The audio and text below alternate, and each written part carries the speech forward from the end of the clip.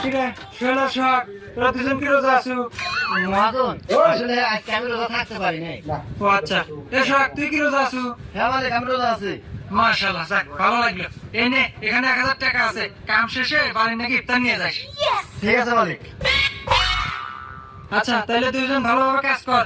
আচ্ছা মহাজন বসে তো। ফিটিংস এর কাজের ফিনিশিং। তুই তো 2000 টাকা ভালো রে। আরে টের তুইও ভালো নেই মিথ্যা কথা বলি। মিথ্যা কথা কইছো? আমি তো রোজা নাই। আরে না পাগল আমি তো রোজা নাই। হ্যাঁ কি রে তোরা কে কে আজকে রোজা আছো? কি রে মালিক আজকেও আছে? আজকে আমি ভুল হলো না, আজকে মিথ্যা তো কমু দেখতেছি তে আজকে অতে আছে।